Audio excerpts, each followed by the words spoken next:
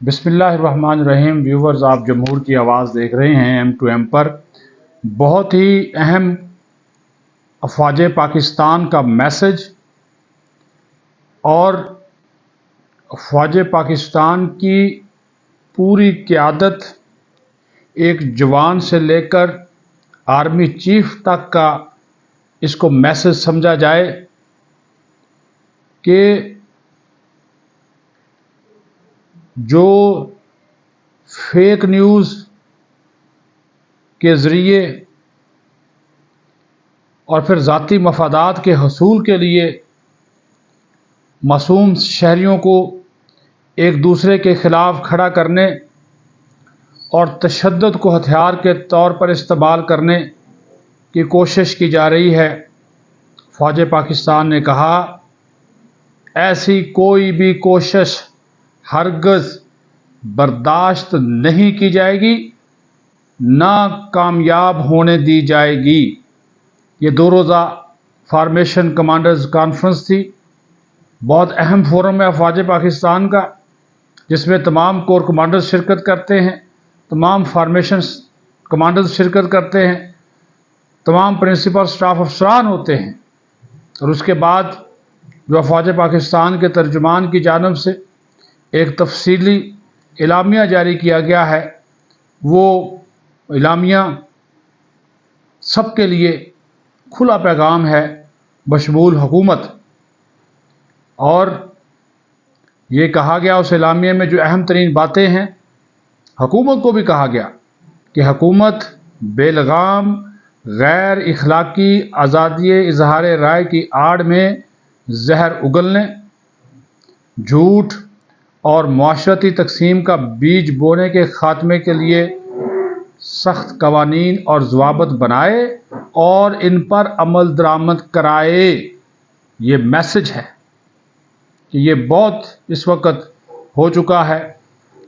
کیونکہ سیاسی مالی فائدے کی خاطر جعلی خبریں پھیلانے والوں کی نشاندہی کر کے انہیں انصاف کے کٹہرے میں لانا وقت کی اہم ضرورت قرار دیا گیا ہے۔ پھر جو دارالحکومت میں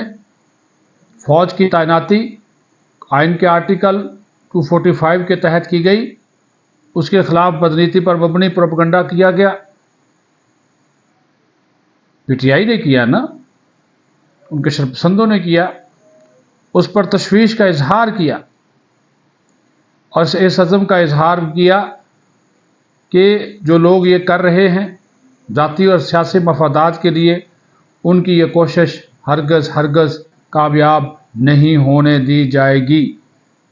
پھر جو ہمارا کشمیر کے حوالے سے، ہمارا فلسطین کے حوالے سے ایک 2 ٹوک موقف ہے، دہشت گردی کے خلاف جنگ، بلوچستان میں جو آپریشنز ہو رہے ہیں، خاص طور پر مجید بریگیڈ کے خلاف، اس کا جامع تجزیہ کیا گیا، اور ایسے عناصر جو پاکستان کو غیر مستحکم کرنے کے لیے دشمن قوتوں کی ایما پر کام کرتے ہیں، ان کے صورت کار ہیں، ان کی حوصلہ افزائی کرنے والے ہیں، ان سب کو بے اثر کیا جائے گا۔ اور جو بین بات کہی کہ یہ جو پروپیگنڈا بدنیتی پر مبنی افواج پاکستان کے خلاف کیا جا رہا ہے، یہ کہا شرکا نے کہ اس کا مقصد، اور یہ بھی کہا کہ یہ ایک مربوط اور پہلے سے تیار کردہ پروپیگنڈا ہے،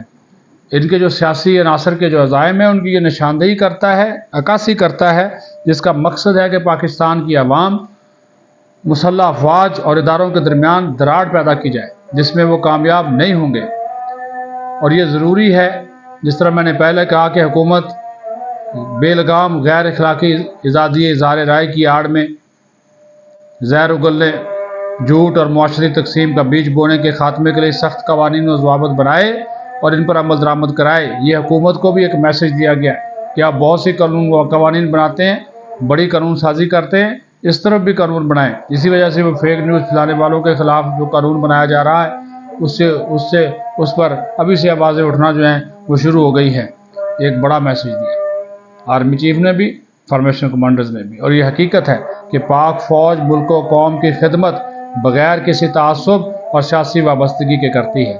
اور پاک فوج تمام اندرونی اور بیرونی خطرات سے نمٹنے کے لیے ملک کی حفاظت کرتی رہے گی. اور یہ بھی کہا کہ جو ہماری سرزمین ہے، افغانستان کی جو سرزمین ہے، اس کا استعمال پاکستان کے خلاف جو ہے وہ روکا جائے، اور افغان ان کو دعوت دی ہے باقاعدہ طور پر کہ باہمی ترقی اور فائدے کے لیے اپنی توجہ جو ہے پاکستان اور افغانستان مرکوز جو ہے وہ کریں. اور خیبر پختونخوا بلوچستان کی جو عوام ہے ان کو خراج تحسین پیش کیا گیا کہ وہ دہشت گردی کے خلاف جو ہیں وہ لڑ رہے ہیں، مقابلہ کر رہے ہیں، اور ایک عزم جو دہشت گردی کے خاتمے کا ہے اس کو جو ہے وہ دہرایا گیا. اور آرمی چیف نے اس کانفرنس کے اختتام پر ایک میسج دیا، بڑا لمبا، کلیئر، لیکن اس کا ایک مختصر سا جملہ ہے،